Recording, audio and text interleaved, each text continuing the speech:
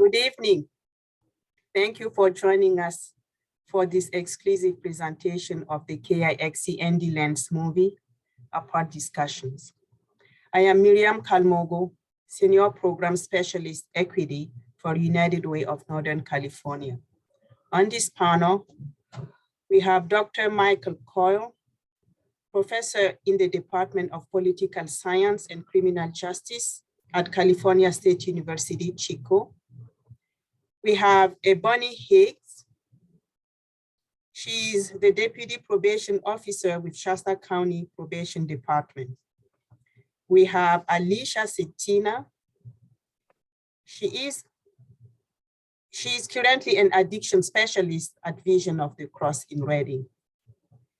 We have Robert Bowman, who is the Regional Director of the Restorative Justice and also the Shasta College Step Up Program Director.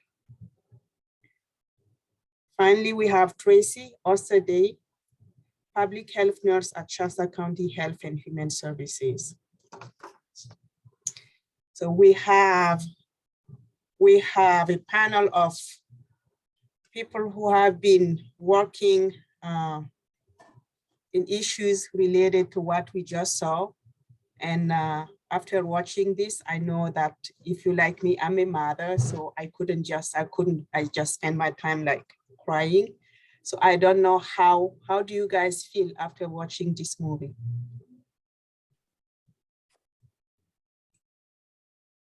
Well, it's heartbreaking. It's absolutely heartbreaking. I love the first comment. I think Miriam is the most appropriate one. You sit and you look at all the lives that are being absolutely ruined. Once we recognize that actually drug use is more than frequently tied with addiction, and we realize that we have to transition from this language that we've been given, which is that of criminalization. And we have to really start using different language. We have to recognize this not as a crime problem, not as a criminalization system problem, but as a public health crisis, an addiction crisis, a healthcare crisis. It's about making sure that anything we do is about promoting the well-being of individuals and communities, and start looking to other places in the world where they have actually been doing this for decades, like in Holland, where they are helping people medically, and in Portugal, where they have decriminalized all drugs and the positive impacts that have happened in their society. Thank you, Michael. Who else wanna share?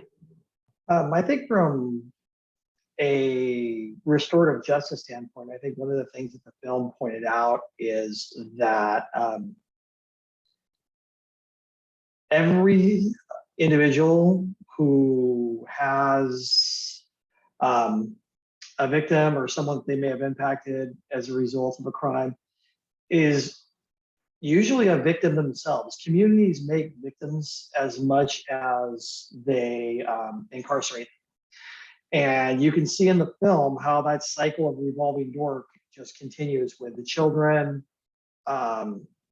you know, having to go and visit them and be exposed to that environment. And then when, you know, they come back home, they're having to reintegrate. And so I think that it's important for us as a society and as a community to say, how can we work as a collective to try and keep families together while at the same time, you know, enforcing some sense of order. I think that obviously, as Dr. Coyle touched on, we've been doing this for a couple of 100 years and it's just not working. You know, I mean, the numbers are still the same, and you know, we're turning out more broken people than we did when we started. So,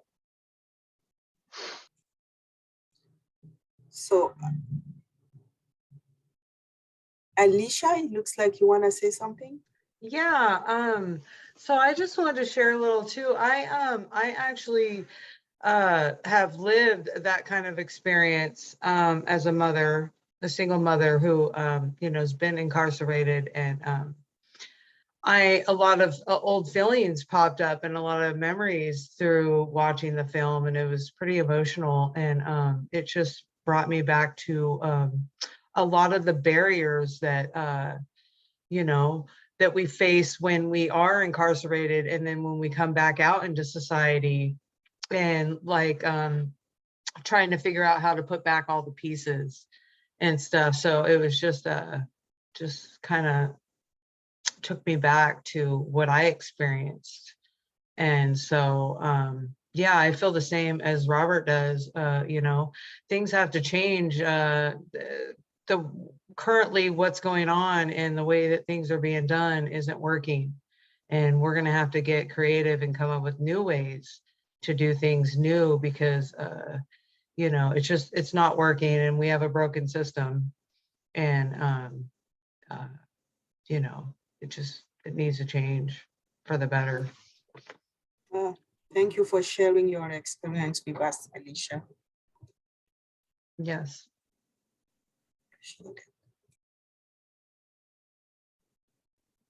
So anyone else? It looks like, okay, Ebony. So I watched the movie quite a few times, and because as a mom and thinking about that time away and trying to reconnect and wanting to be around them and missing all those important milestones, it's like, wow, as a PO, I see it all the time. So I see the children and the reintegration, and it's a lot of lives. It's not just that parent, it's the next generation or the next generation. And what is set in place is not as effective as we would like it to be. And so there are changes that need to happen. There are services that need to happen, especially for the woman population that is increasing. So I thought the movie was very impactful, and I'm glad that it touched on all those various circumstances that bring them into the system, because a lot of people don't get that. Yeah, thank you, Ebony. I think the movie had a great impact, you know, looking at it, because you're making a subject that to most people don't have a lot of education about, substance use disorder as a disease. But instead of just hearing facts and data, what we're hearing is people's personal stories. So all of a sudden it makes people care, and it makes people care about these subjects. And I thought that was a great thing that they did in the film. You know, that I did, like Ebony, watch the movie more than once, and I was surprised every time I watched it. I'd hear one more thing that surprised me, that was kind of shocking. And one of the things, I mean, like many things that I heard was when, I think it was Lydia, the woman that has the 2 sons and the husband at home. She said, when I was using the opioid medication, she said, then I went to my doctor and said, I think I'm addicted to these. So what did they do? They kicked her out of the practice. And that to me was heartbreaking, because it was a medical professional that literally did not treat this as a disease, which is what is common knowledge now. But I did see that the movie, they started in 2016 is when they first identified us, the date that they were filming in, and I that must have been before that. So I'm hopefully since 2016 we've seen changes in the way the medical profession is viewing substance use disorder, hopefully.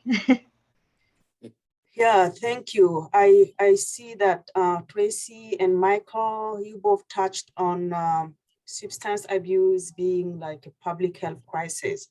How do you think communities should be responding to this crisis? Tracy, shall I go first? Did you want to go first?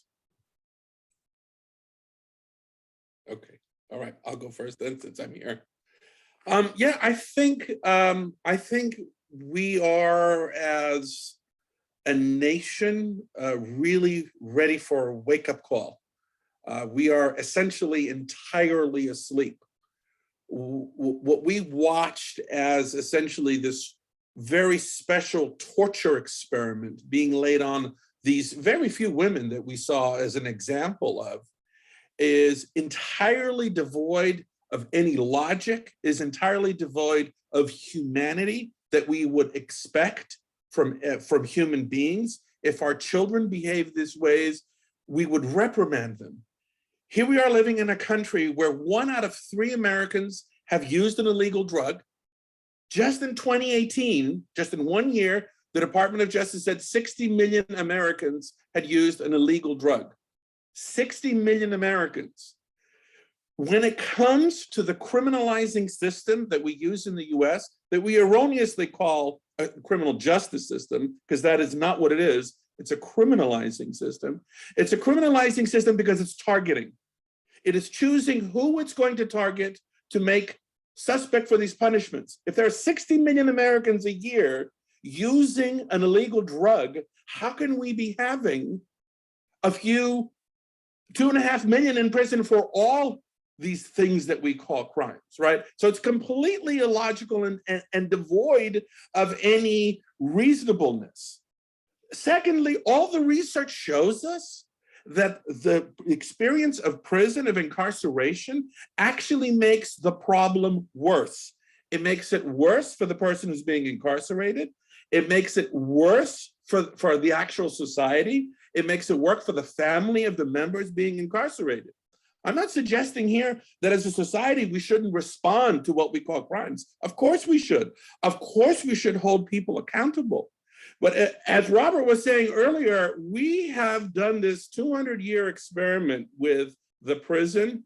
Every single report that has ever been issued on the prison, including the very first one historically, says it's an absolute disaster. It doesn't do what we think it should do. And when it comes to a case like drugs, where it's actually a public health issue, it's screaming at us to stop doing what we're doing. It's really time for a wake-up call.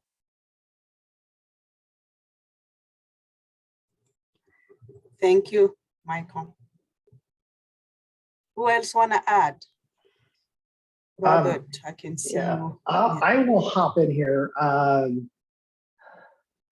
I think that one of the things that we as a community need to determine is what's important to us. What do we value?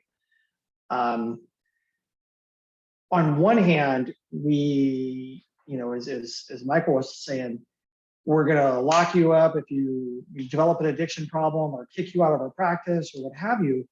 But at the same time, we have an abysmal mental health system where a lot of these folks that are homeless or have addiction issues come from a history of abuse where they were abused by a loved one who was abused by their family. And again, it's that cycle that I referred to earlier. So we as a community have to look and say, okay, how is it that we're going to try to hold folks accountable without giving them the tools they need to be well? Your jail or your prison should not be the top mental health provider in your community. If that is happening, then somewhere along the line, your priorities are misplaced. And so for folks that, develop an addiction, it's oftentimes relates to a physical injury or a mental injury or, something along those lines. And so rather than looking to just punish, we should look to try to restore them. And that's what restorative justice is about. It's about restoring that individual in the community to where they were before, things kind of went awry for them. One of the things that I found over the course of, 6 or 7 years with Step Up is that it costs $110 as of last count, which was a couple of years ago, pre-COVID, to keep someone in jail in Shasta County for a single day. Now, if you multiply that by 365, that's quite a bit of money and resources that are expended on a single offender. Now, turn that 180 and look at what if we had provided that individual with the mental health services they needed, the treatment, the counseling, the therapy, the addiction support, paying for beds at places like Visions of the Cross, where they can get help and be renewed. Wouldn't that be a better use of our limited resources than simply, throwing them in jail and thinking that we're gonna, give them meds once a day and that's gonna solve the problem.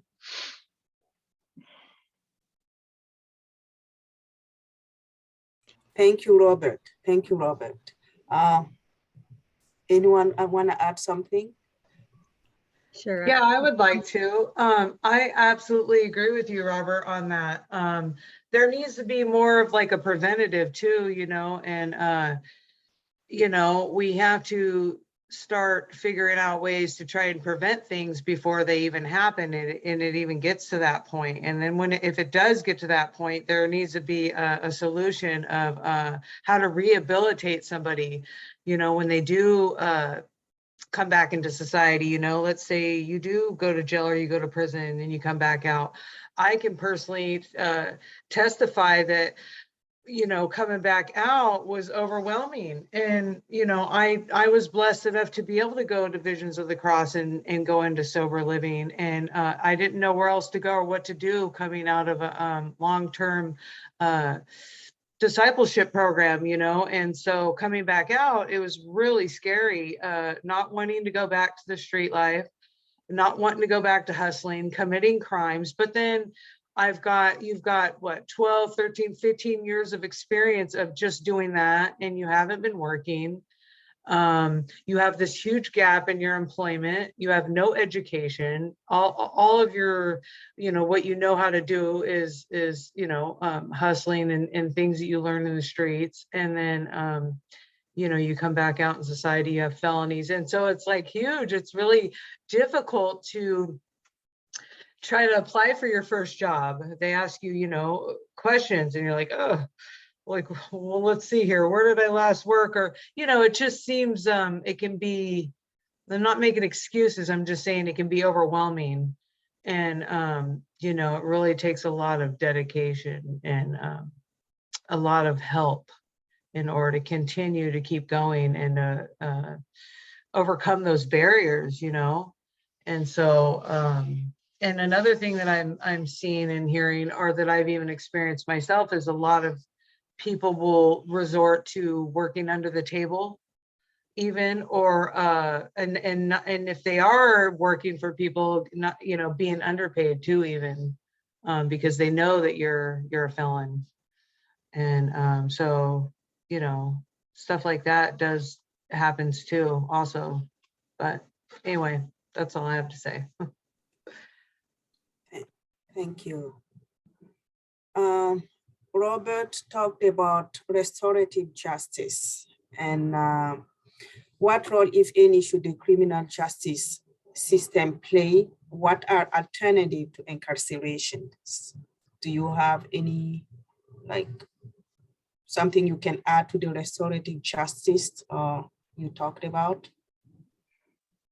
I mean, the program that I oversee at Shasta College and that Alicia is involved in is exactly that. There's three legs of the stool of restorative justice. There's a community, there's the offender, and there's the victim. And it's, how to bring everybody to a place where they, can be renewed, move on. And again, reform and punishment are two separate things. So Step Up, and it's not just us. Step Up is a program for formerly incarcerated students in Shasta, Trinity, and Tehama County, and I have one student out of Modoc. But Butte College has a program, the River has a program. There's programs all over Northern California and the California Community College system that go both inside prisons, inside jails, as well as having students on campus. So there are alternatives to incarceration. I think the great thing about programs like that is they provide hope. Two, they provide structure and support for students so they're not out there on their own, just trying to figure things out when they give them $50 and a bus ticket. This way they're and the thing about Step Up is that we realize that not every student is going to be a Nobel laureate and go to Harvard. There's a lot of folks that love to work with their hands. They love construction. They love, roofing or operating heavy equipment or welding or fixing cars, or even working as an addiction specialist. I mean, so we provide that the ability for them to do that and to pursue their dreams in a way that will keep them from reoffending. And that's the whole goal, is recidivism reduction. And you have to start that in custody. You have to begin that planning in custody. It's not enough to have individuals that are incarcerated simply work for prison industries, making furniture, so that they can profit off it. You have to treat them a trade, a skill. And that's the great thing. There are lots of programs that are out there that are like that. So, I mean, I do see change happening. Unfortunately, it is so glacially slow that it is not where you need to be, in terms of an overall comprehensive program. But there are lots of programs out there.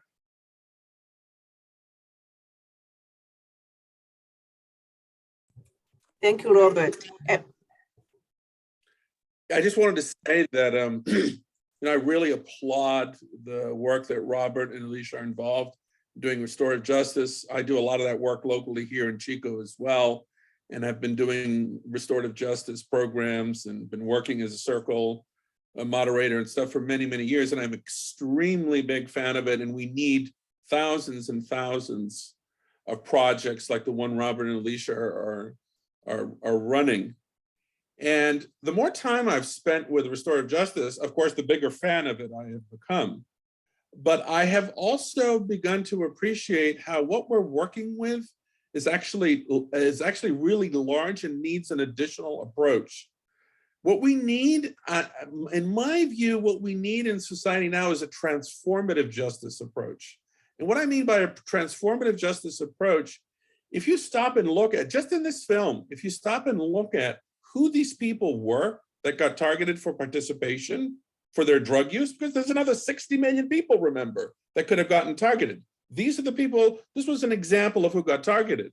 And we know in general what the demographics are of the people who get targeted for participation in the system. First of all, they are people that are to the 99th percentile from the bottom of the economic class of American society. It is the poor, the economically devastated without access to economic opportunities, careers, education, etc. It is from the bottom of the socioeconomic structure of our society. Secondly, as we all know very well at this day and age, the system highly disproportionately targets people of color to a percentage that's just absolutely mind-boggling, right? 4 or 5 times the amount of white people who are in prison for drugs are African American, twice as many are Hispanics, even more so for Native Americans. The people who are in prison are more than 70% of the time, the things that brought them there are drug related. So this drug issue is actually huge to the entire system.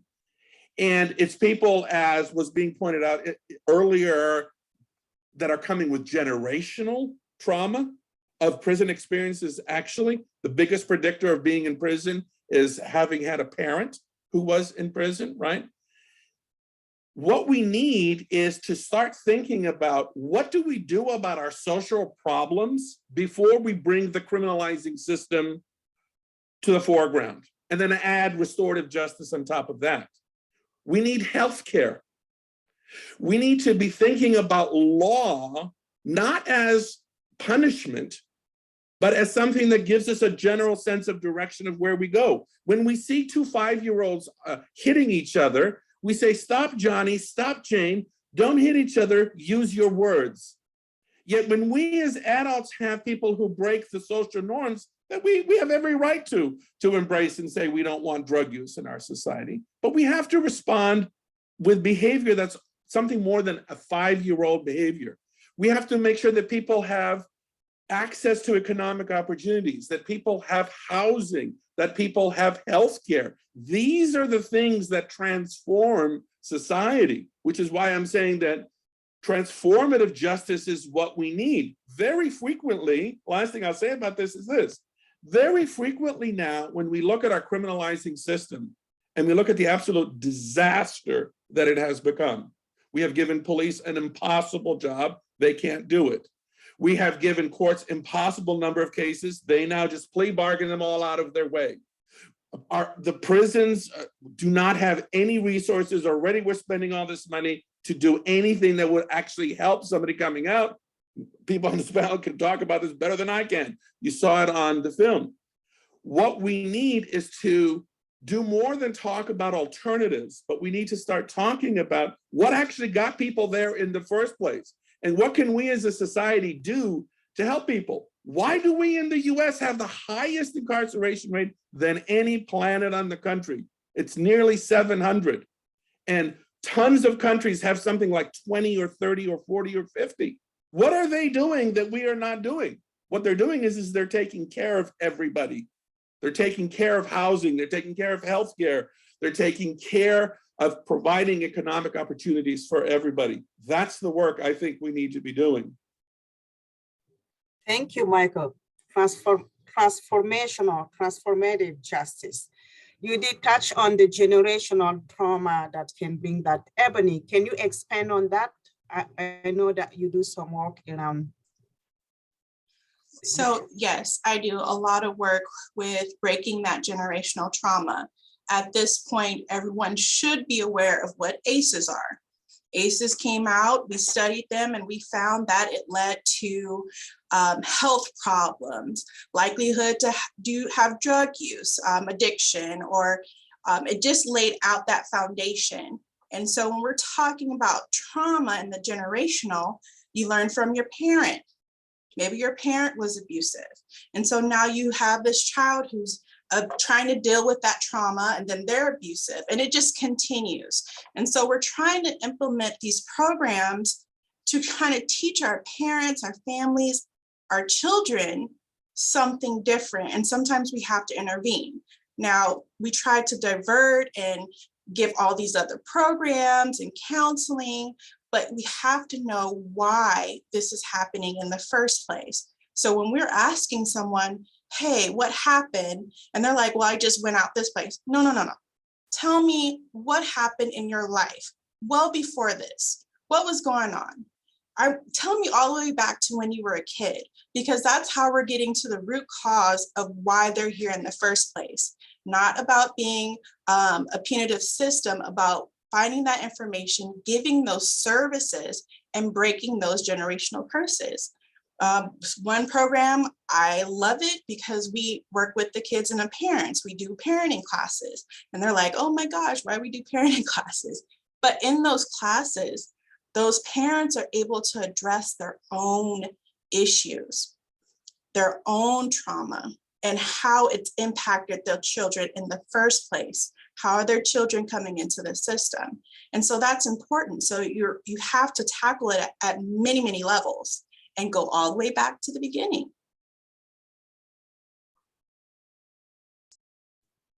Thank you, Ebony. Tracy. I agree with Ebony. I just wanted to throw out there, if someone's watching and they don't know what ACEs are, it's adverse childhood experiences. But most people are pretty familiar. But one of the things I wanted to bring up is she's talking about getting the parenting skills and learning, something that is really helpful on a local level. And most counties in California have them now. And in fact, in Shasta County, we have 3 different ones is home visiting programs with either a nurse or a case manager. And so this case management program, what it does is they're aimed at anyone that has experienced substance use, any moms that are either pregnant or have little children. And they usually follow along with the mom, give her all kinds of support, make sure she's connecting to whatever resources she needs, make sure she's getting parenting education, just basically being like a mentor and a friend, and make sure she's getting all the resources that she needs. And these are proven over and over again with data that they're very effective in having a successful family life and less occurrence of substance use disorder or relapse. Some of these women are just at risk. They're not necessarily have had substance use in the past. So that's one of the ways on a local level we can really make a difference. So for people that are trying to look for different programs that they might qualify for, especially women, I created a website. It's called womensconnectshasta.com. And I've listed all the resources that are around supporting any woman that may have issues with substance use or any questions around substance use. So there's a finding help section, and it lists it has a parenting support page with everything listed and what the requirements are, phone numbers, locations. I have just resources for just about anything. I have employment, housing, transportation, pages for all of those different areas. And then if anyone has a question that they don't find that they're asking about that's on the website, they can email me through the website, and then I get back to them as quick as I can to make sure that they get connected to resources they might be looking for. But I'm definitely with Ebony on that one. That's one of the things is so important, is that we address ACEs. We address all the underlying driving factors of substance use disorder. And again, even like Dr. Coyle said, it's, a lot of those driving factors are, poverty and being in circumstances that just, are not for success. So if we can, get people to resources to help them, address those factors, then maybe we can see a little less substance use. Thank you. So transformative, restorative, preventive. Now we, maybe Alicia might speak. I don't want to put you on the spot, but what would help people who have been incarcerated be successful after a setback? What do you think? Oh, what would be helpful? Well, like I like what Robert had to say about learning new skills. Like that is huge for people who have been incarcerated. You've got to, there's of course transferable skills that, that can be transferred from the things that you do learn on the streets. You just got to figure them out.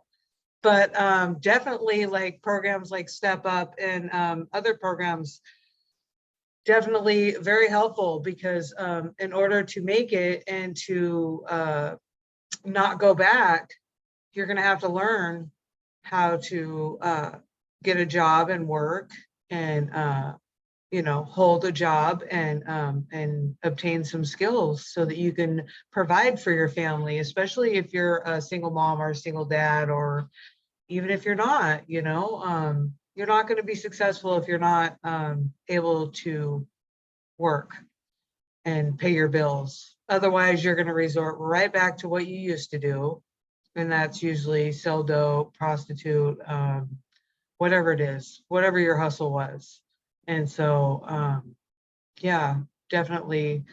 And that's why I love Step Up so much, because it just really helps individuals who are looking to go to school for the first time, and it's so overwhelming when you first get there. You're like, well, where do I go? What do I do? I've never even went to school.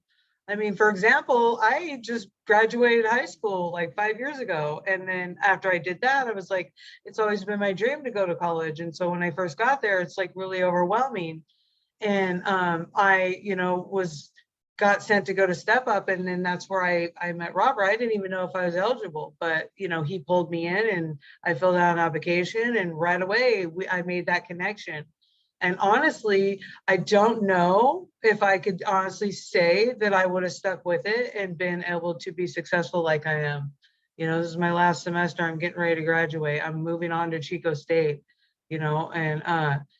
but again, I don't know without that support. I would love to say, yes, oh, absolutely, I would have made it. But really, they help in so many ways, like just helping you with your books, financially helping you, you know, all the different barriers, just so the support alone is just amazing. And so like things like that are just so crucial and important. But if there was more resources out there, like honestly, like when I first got out and I didn't know what to do and I was kind of freaking out, like had they had a place for me to just go to, like, okay, if you want to turn your life around, change, like come here and we'll help you. We'll help you figure out a way, you know, to get you started with a job. Cause I mean, I was looking for any job, McDonald's, Burger King, it didn't matter. I really that bad wanted to make it.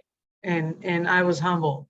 And so, but just being able to even get a job and start somewhere is huge, but definitely having a place to go where you aren't afraid to be judged because of your criminal history is huge, because a lot of it can be, you know, hard for people to even want to begin to try, because you're like, well, they're not going to hire me. I mean, you know, I've done this and this and this. You have this big, huge, long list and reasons. So anyway, I don't know if that was helpful, but that's my take. I'll follow a little bit on what Alicia was talking about. First of all, I want to say that, you know, as we touched on earlier, these programs work.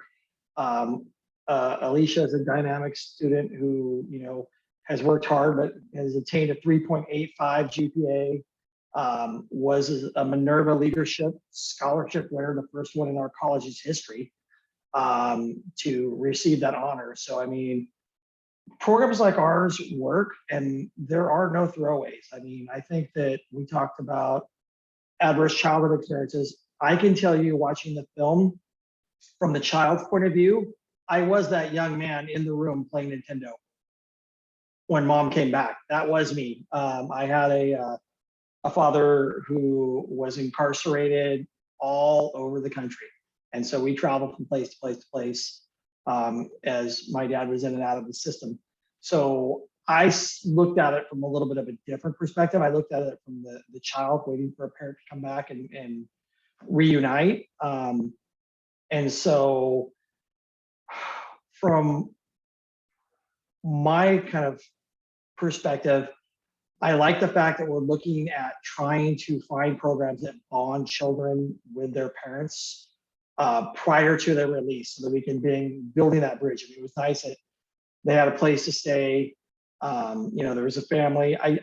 My heart hurt when that you know, young lady was not able to have her child with her, and their child ultimately decided to live with a grandparent. You know, those are real stories that happen every day in our community, and it's not just incarcerated folks. It's for people that, you know, may have had an addiction or mental health issues or homelessness and haven't been in trouble with the justice system. Those are still folks that, you know, again, no throwaways. We have to, you know, try to reach out for those individuals as well. Thank you, Robert. We don't have, we just have a few minutes left, but before we leave, I want to ask, what do you think people watching can do to promote change?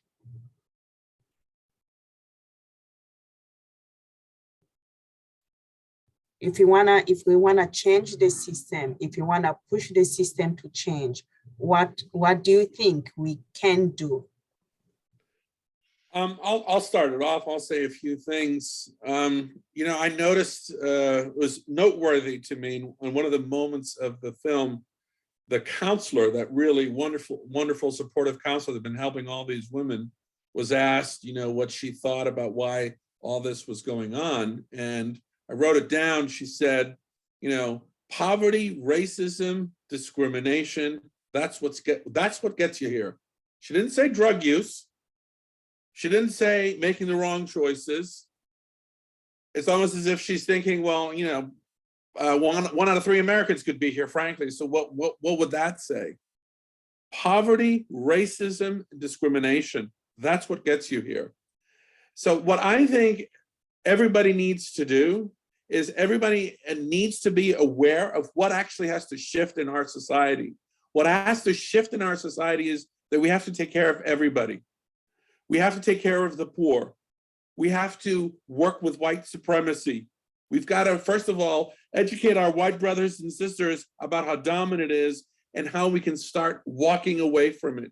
We have to work with how discriminatory our institutions are. Most of what happens in the criminalizing system is done through institutions that are notoriously in violation of the United Nations agreements, who are constantly contacting us about this in terms of our discrimination. That's what we have to do. We have to put resistance up when people start, when politicians very commonly and other moral entrepreneurs suddenly start putting up these labels of criminals and offenders and these tags to make evil people. We have to be mindful of politicians who start using a whole bunch of language to scare us, to intimidate us, to think in certain specific ways, like the problems aren't what the problems are, like the problems are not poverty, the problems are not racism, the problems are not discrimination, the absence of healthcare, the absence of housing, the absence of genuine living wage jobs for everybody. And we have to remember that we have to be brave, we have to be courageous, and we have to vote with that courage to try completely new things. How long are we going to keep on slamming our heads up against the wall with a system that all research shows us is failing us? These are some of the things I would say we can start to do. Thank you, Michael.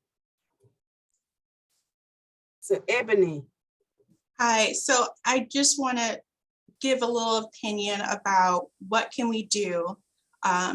One, we have to get the word out there. Shasta County does have programs for community members to get involved, right? So the education of what is going on in the area, like Think Again Shasta, Parent Network has a program that allows the community members to get involved. It addresses different, I believe it's nonprofit agencies, and it just educates, right?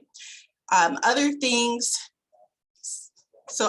that they have are, I have a list of programs, and the list is a mile long, and we have to have this list because everyone's needs is going to be a lot different. And so we're talking about Shasta County Community Transformation Grant Program and how the high schools have different programs, and spreading the words to those who are coming out are just trying to prevent them, because I think what they need most is that support, and that support will go a long way.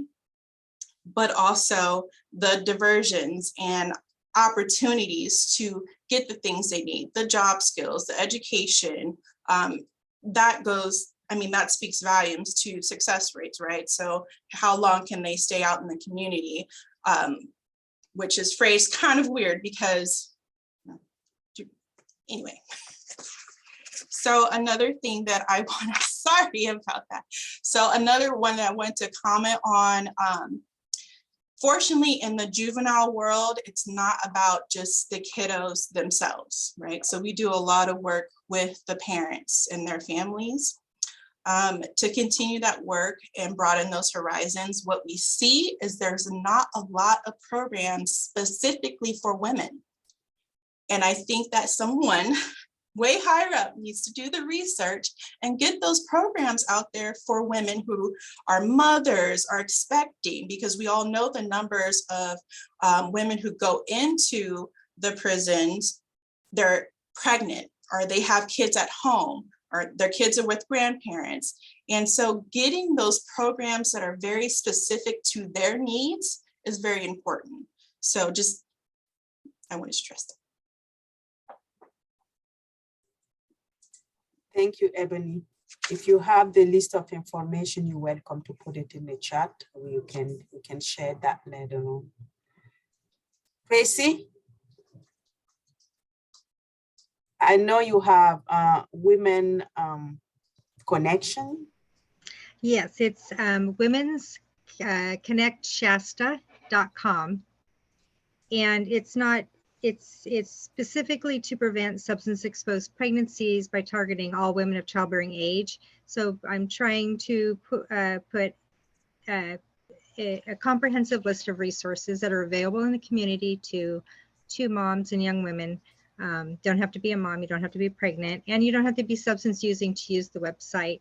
I've tried to list every resource that I could, and links, like say dates, phone numbers, descriptions, requirements for each of the programs.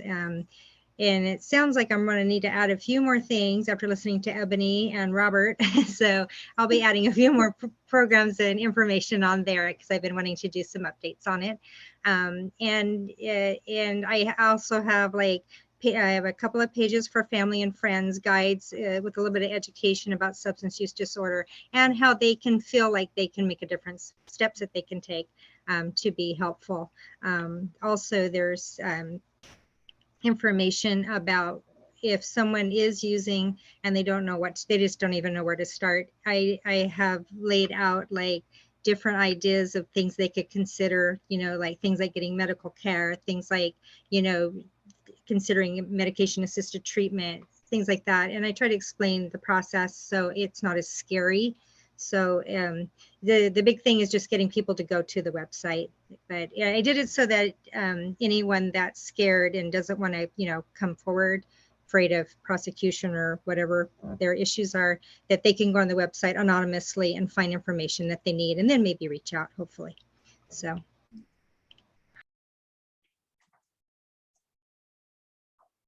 Thank you.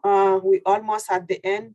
If any one of you guys has something that they want to share, something burning or something that didn't get to say.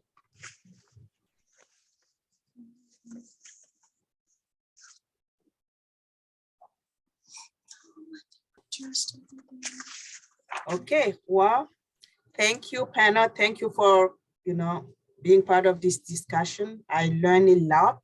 And as Tracy said, I think I'm gonna be adding to my list of resources too. So thank you so much. I just wanted to remind people that the full movie will be shown Monday the 21st, I think. Monday the 21st, that it will be shown at 10 p.m. Okay. So please, pass it on. Let people know about how important it is to watch and see, and maybe act after that, like Michael said. And yeah, thanks again, and thanks to KIXC for bringing, this film and discussion into our community. Thank you, Miriam, for moderating us so effectively, and thank you, everybody. Thank you. All the great work you're doing. Really Thank appreciate it. you. Thank you, everyone. Thank It you. was a pleasure. Yes.